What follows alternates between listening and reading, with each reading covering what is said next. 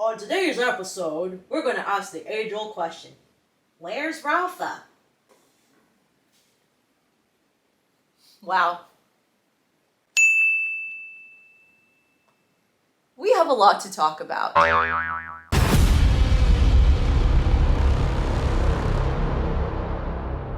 What's up, everyone? My name is Rapha Conrad, also known on YouTube as RandomRapha, and I'm your host for Wondering and Wondering Through the Wonderhole, the show that we discuss, react, and share our predictions/theories about Redling's wonderful Beyond Wonderful show, Wonderhole Season 2. Alright, I'm just going to mention this, and I'm not going to take too much time on it. I am sorry. I mean, in the words of Britney Spears, oops, I did it again. Every single week for the past few months have been something unexpected that would cause a setback, whether it's dealing with my mental health or an emergency, or last week being under the weather. But this week, Wi-Fi issues. And I'm not talking about because right here where I currently live, the Wi-Fi is terrible. I think you've seen in my videos that planes fly overhead at certain times while I'm filming. I live close to an airport, not like a commercial airport, but a flying school airport. So I was told that if you live close to areas like that, the signal here is very limited or non-existent because of that. I would usually go to a coffee shop which has the best Wi-Fi in the entire world to upload my content. But at this time right now, I don't have a car at this moment. I was in a little wreck, which I'm okay, thank goodness. But I'm waiting to get my car back.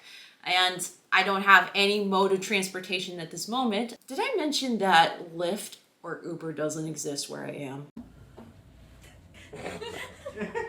What? Yeah. So I'll have to rely on my friends and family to help me out. But due to our crazy schedules, it's hard to lock in a time to go to that place, or they need to go, vice versa, all that jazz hands.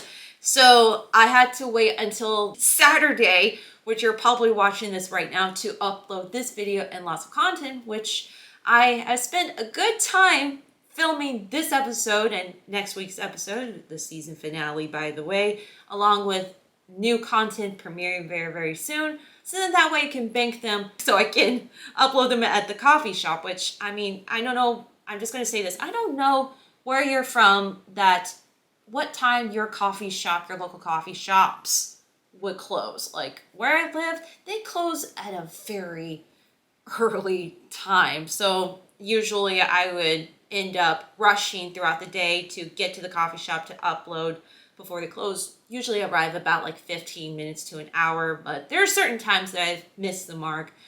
And that's kind of the reason why there has been delay on certain videos on that, because I was too late. This was a little bit of a hindrance, but yeah, that's all said and done. If you're watching this on a Saturday, it's up and running. I've made it.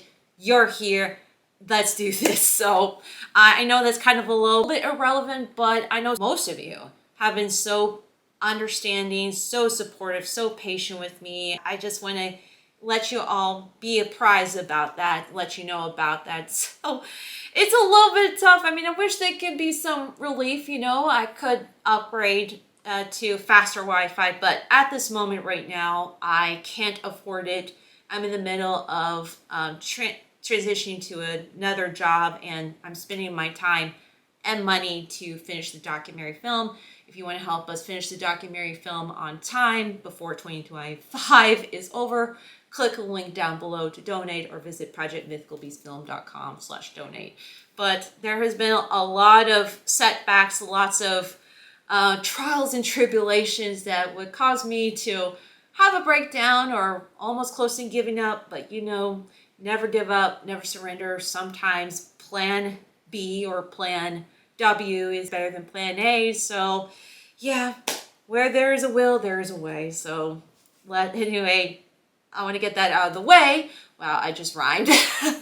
But let's get into today's episode. Before I share my review, I ended last week's episode by ranking episode 3 and episode 4 tied for first place. and I asked you which one should take the number 1 spot. I don't want to have any ties for this ranking, so that's the reason why I asked you to comment down below. Unfortunately, I didn't get the responses that I expected to get, but like I said, sometimes plan W or plan B is better than plan A. So I spoke with a friend of mine who also is one of the creators for the documentary for the community and is a host of the podcast called Heart Attract, which I put the link to his podcast down below. His name is Spencer Higgins. I asked him to share his perspective and be the designated tiebreaker, and this is what he said. Being somebody who loves movies like Dumb and Dumber and Tommy Boy and Planes, Trains, and Automobiles, like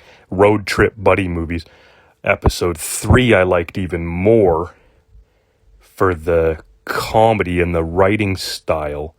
But when it came to episode 4, that felt like literally and metaphorically the purest Rhett and Link style content that you could possibly see.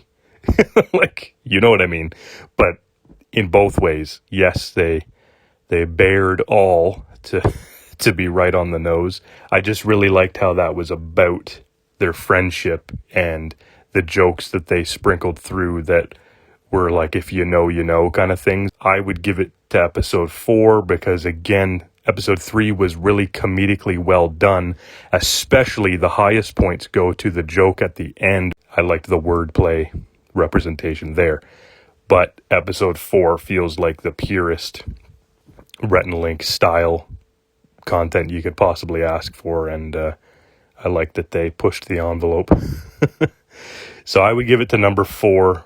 And there you have it. We got episode 4 ranked in number 1, episode 3 ranked in number 2, episode 2 ranked in number 3, and episode 1 ranked in number 4. That was a mouthful. Now, before we do the ranking, let's do the reviewing. And speaking of review, I did this in episode 3 where I timed myself to see how much I can share my review, or most likely just to see how much time do I actually share my review. And I did it about 26 minutes, but for this one, since this episode 5 is considered the shortest episode they've done for season 2, I want to see if I can beat my record of 26 minutes to see how, if I can do it less, or maybe I'll do more, but challenge accepted. All right, timer started. Let's go back into the Wonderhole. In case you've forgotten, for the last time, maybe not the last time, the theme for season 2 of Wonderhole is clickbait and switch. And for this episode, episode 5, we see Rhett taking on this extreme hide and seek challenge, which is very common and very popular here on YouTube. I've seen so many creators like the Game Master, Preston, and even one which shall not be named have done this before. And yes, it brings that competitive style, but also certain videos have done like this scripted fake type of thing, trying to find that happy balance between reality and fictional, kind of like what Wonderhole is like so far. But we see Rhett and Link taking on this challenge in this old power plant, which I look at it, I sometimes feel a little bit uneasy on how nasty. It looks like it could kill me if I touch it.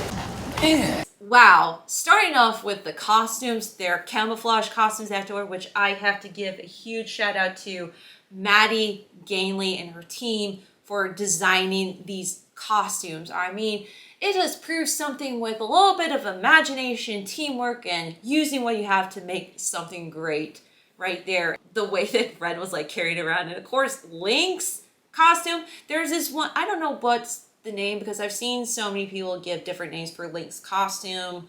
For that, someone said like, oh, it's like Tin Man, but with wheels or something like that. There's this one part where they were explaining the game and they were using their costumes. There's this one part where like Link is going across with his arm and the wheel is right there. I mean, shout out to the creative team for directing and filming these sequences right there. I mean, We already get the idea that Rhett and Link are trying to hide from this seeker who is played by Ray Buffer. And I have to say, this may be really relatable for those that live in a small town, specifically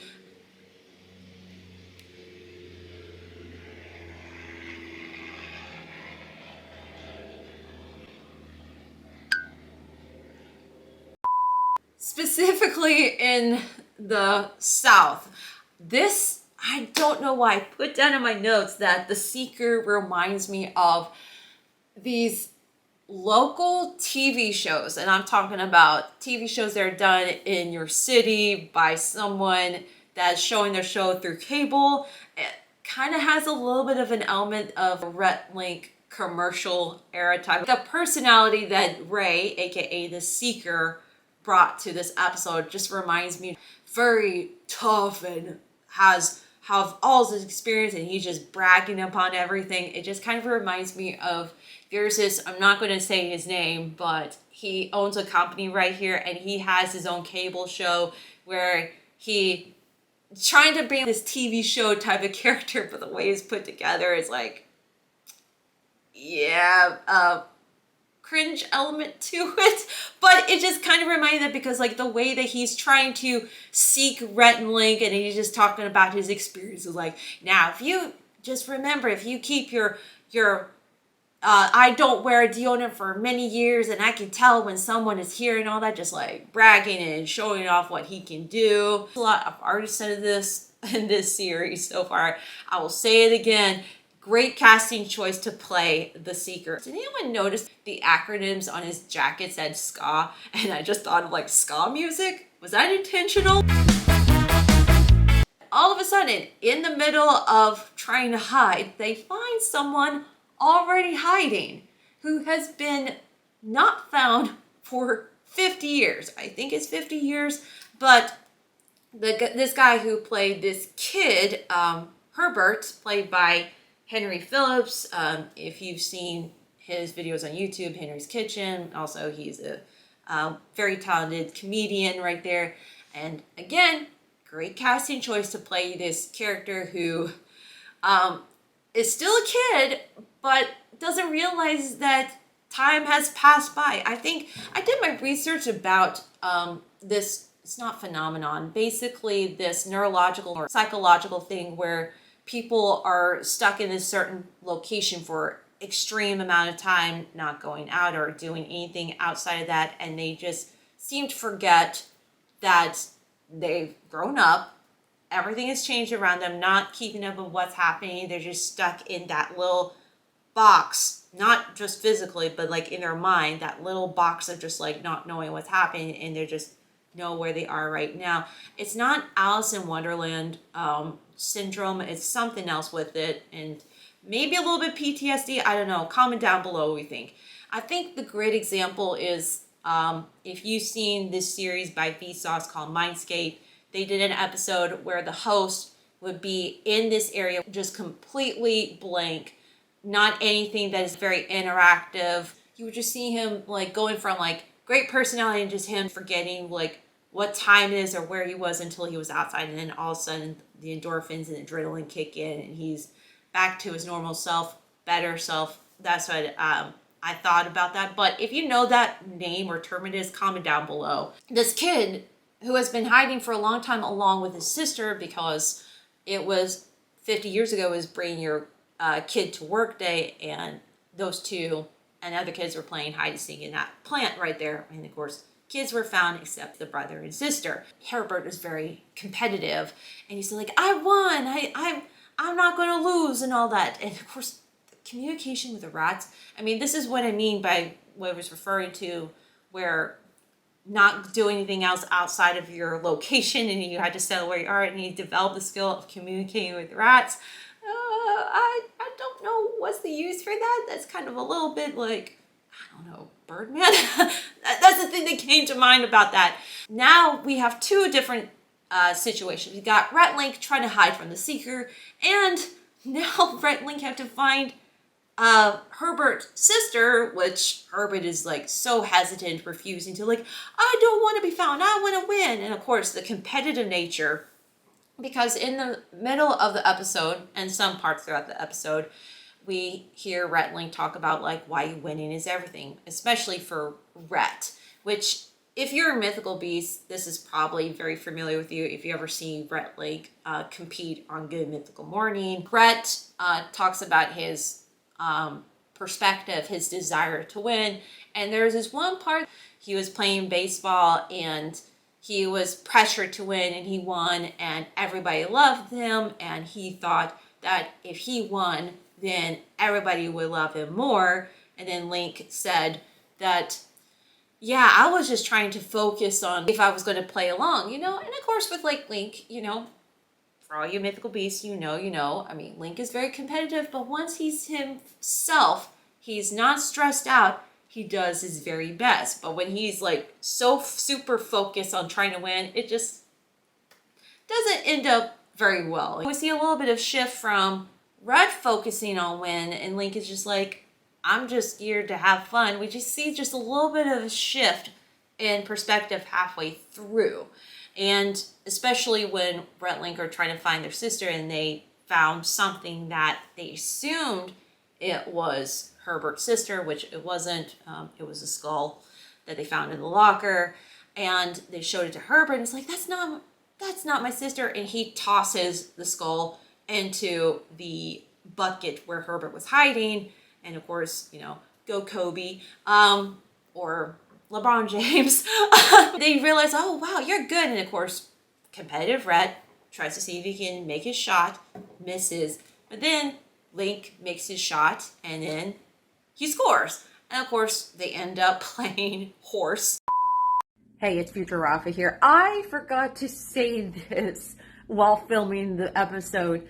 That part where they were tossing or playing horse with the bones, it reminds me, for those that watch Good Mythical Morning, when they play the tournament and they're throwing away something that's not going around to the next round. It reminds me of that. So, for example, like, maybe I shouldn't backhand it. Yeah! Sauce. Yes, you did it! Make it count.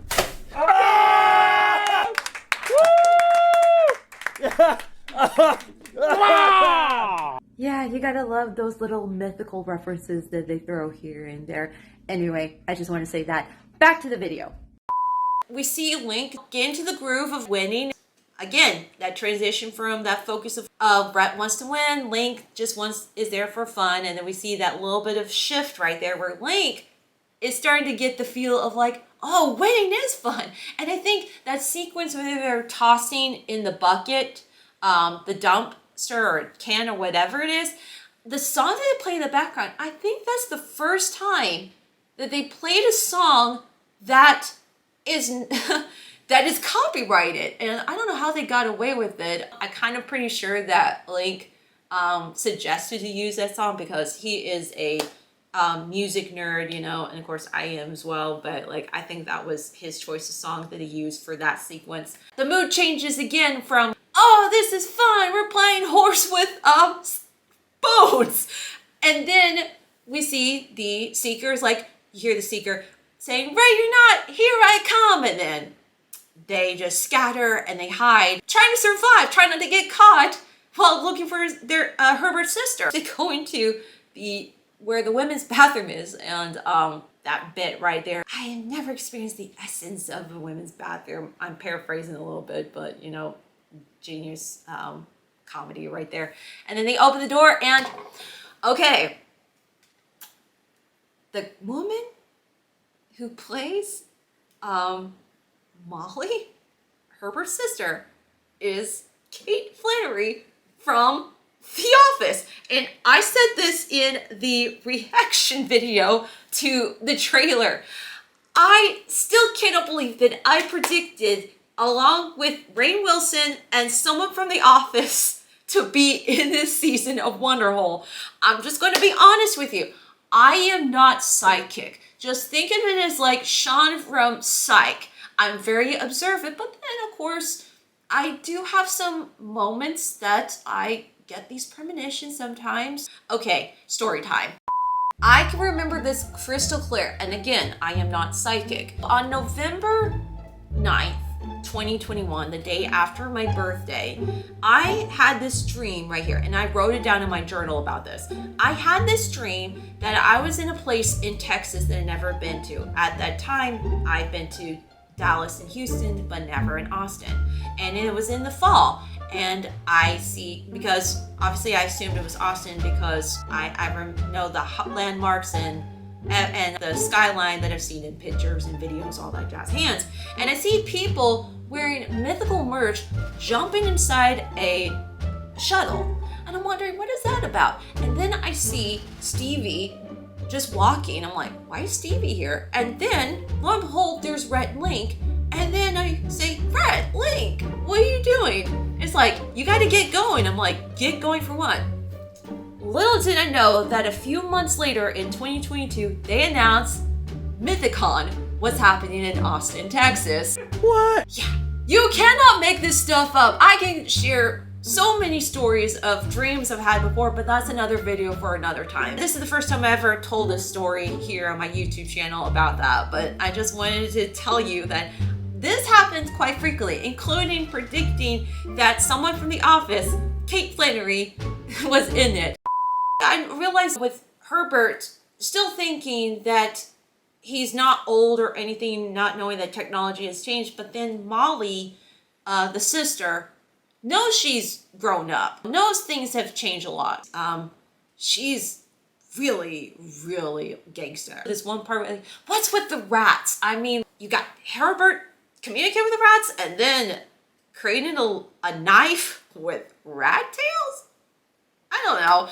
But like, we just see that dynamic between just like Herbert and Molly, you know, very competitive, but very different attitudes, personalities whatsoever. Good casting choice there to have Kate playing Molly, the sister, just trying to beat Herbert in winning this competition, which needs to be ended. And alas, Rhett Link decided that if they wanted to have, if they want Herbert and Molly to be found, one of them, Rhett Link, has to be found. Rhett sacrificed his desire to win by being caught by the Seeker and finding Molly at the same time. So Rhett stayed close to the bathroom so he can be seen. But of course, Link gets Herbert and Molly are reunited. But that means that Link wins the competition, this hide and seek competition. You see like this moment where Herbert and Molly said, you win, Herbert, got best 1 out of 3 or whatever it is.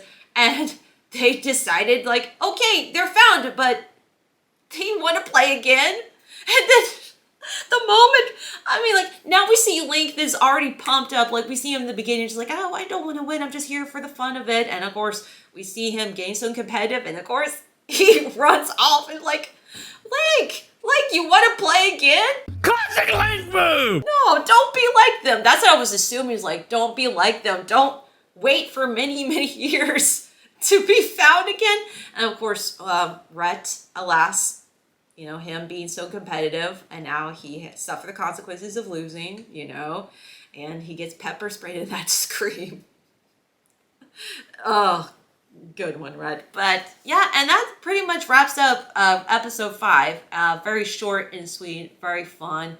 It's time to rank this week's episode. In case you've forgotten, episode 4 is ranked at number 1, along with episode 3 ranked at number 2. If I want to give my perspective, which I talked about, great storylines, you got a little bit of just like that push and pull type of thing where it's like you're dealing with this situation upon another situation, lots of comedic moments, and of course the costumes. Very exciting, but compared to last week's episode, it's just a smidge less, as in craziness compared to episode 4 right there. So with that being said, I am going to rank this week's episode at number 2, which leaves number 4 still taking the number 1 spot, and episode 3 taking the 3rd spot, and episode 2 ranked at number 4, and episode 1 ranked at number 5. All right, so let's see, moment of truth right there. How much time did I did it? Oh my gosh, new record. 7 minutes less than the original time I did it, 26 minutes. And oh, yay me. Hope you enjoyed today's episode. If you did, click that like button. It really does wonders.